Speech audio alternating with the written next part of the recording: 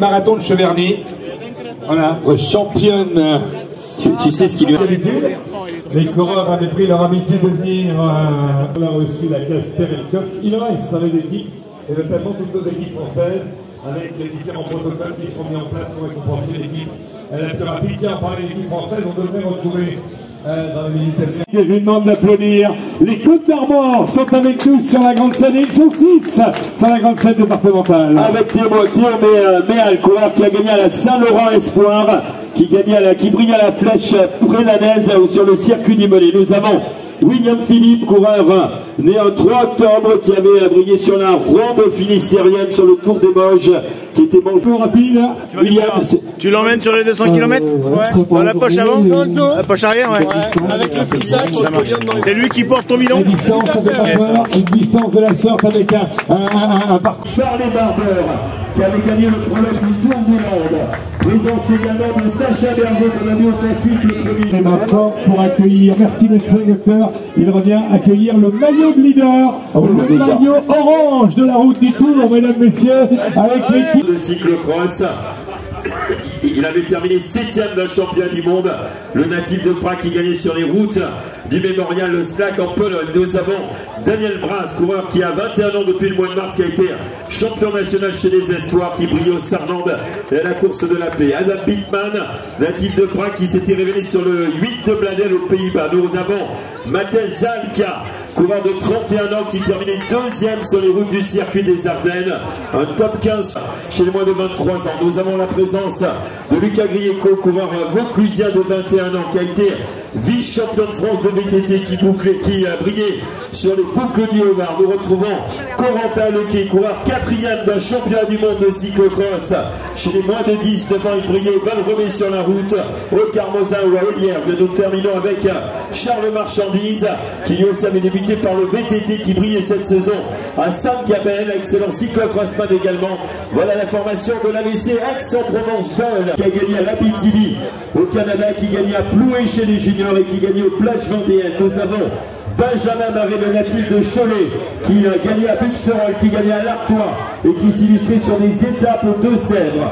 Nous avons Svan Gelveneux, coureur qui avait gagné chez lui dans l'Oise lorsqu'il était junior, il brillait sur l'Essor. Nous avons Fitz Bisterbos, coureur natif d'Appelborn, qui obtenait des podiums en Slovénie en début de saison sur le printemps d'Istrie. Nous avons Marine Mas, coureur de 23 ans, 6e au Tour des Carpates, qui avait déjà brillé en France sur la cantonale. Nous avons le coureur préféré de Denis, Dean Vincent Martenjic, coureur de 26 ans, 4e coureur normand qui brillait sur la Dure-Porchat, qui avait terminé 5e de la championnat de Normandie, un top 20 également sur la belle classique Bordeaux-Sainte, l'équipe de Charlieu-Chavagneux Isère Cyclisme. Sur le podium, on va tendre notre victoire. Romain, comme je dis, Romain, un mot sur les 2 absents de ce matin, Guillaume et Anthony qui ne repartent pas. Il y a eu de la casse hier sur les chutes. Ouais, ils ont pris une bonne gamelle les deux à quasiment 60 km/h, donc ça a fait un peu de dégâts, ils n'ont pas dormi de la nuit, ils ont mal parcouru, donc c'est l'anniversaire de Botis en plus aujourd'hui, donc il n'a pas passé une bonne journée d'anniversaire. Mais...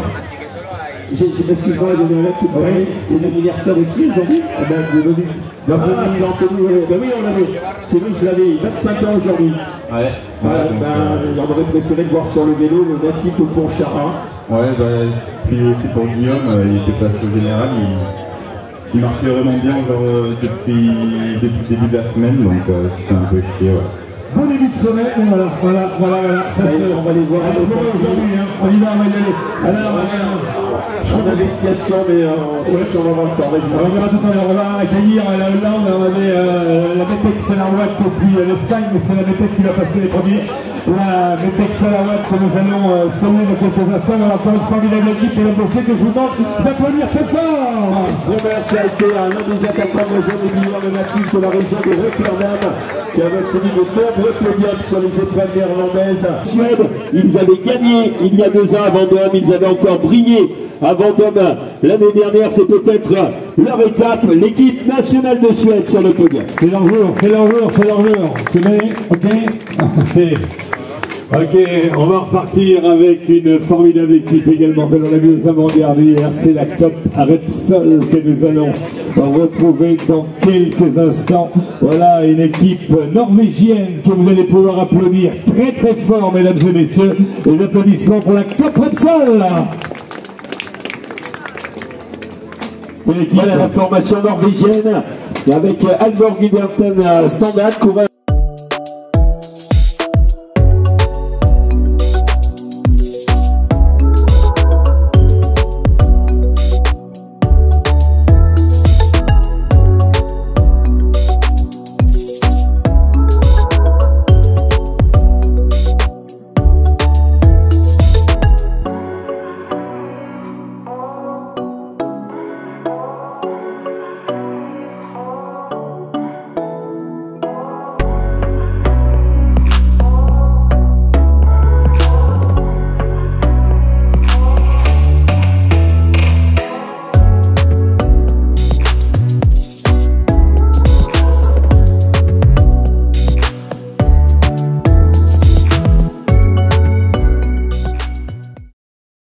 Alix Horstman, qui lui aussi avait brillé sur cette classique de l'étoile de Zwolle, rentré dans les 10 meilleurs au tout début d'année. La formation Metex. Merci pour notre formidable équipe espagnole. Ça va, qu'est-ce que bon, aujourd'hui.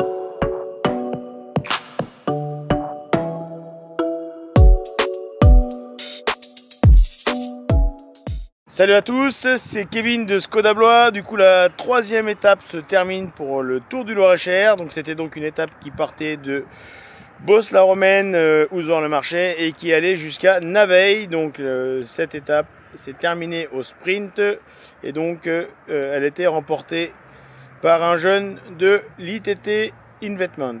Donc, maintenant, place à la synthèse de la journée. Matteo faisait partie de nos invités du jour. Matteo, qu'est-ce que tu peux nous dire sur ta journée? La journée, j'ai bien aimé. C'était une sacrée expérience. Carrément, je reviens dimanche pour le dernier jour. C'était pas prévu du tout. C'est une sacrée organisation sur tout le parcours, avec beaucoup de bénévoles. Tout le monde est assez sympa. Tout le monde, un événement incroyable. Et voilà, je suis vachement content d'être venu. Et l'année prochaine, si j'ai l'occasion, je la ferai avec grand plaisir. Et concernant le véhicule, tu as apprécié tes trajets? C'était agréable. J'avais l'impression d'être dans un fauteuil à l'arrière comme à l'avant. J'ai pas eu de soucis sur le trajet. Moi perso, je suis pas fan d'électrique, mais ça j'aime beaucoup. Quand tu appuies, ça a du couple et ça marche fort. On n'a pas l'impression de rouler à 90, 100 alors que c'est 80 quoi. Ouais, belle expérience. Bon, c'est pas pour ça que j'achèterai une électrique, mais le véhicule est pas mal. Ok, merci de ton expérience Matteo. Merci à vous. Et maintenant, place à Chris, Chris, président du club de hook de la FFCT, qui faisait partie de nos invités, qui s'est fait un plaisir de répondre à mon invitation lors d'une formation au sein du CODEP. Il a fallu une seule seconde pour qu'il réponde à ma question. Est-ce que tu veux bien venir? Et donc Chris, est-ce que tu peux nous faire part de ta journée? Je suis un peu comme Mathéo, c'était la première fois sur un tour, sur une étape.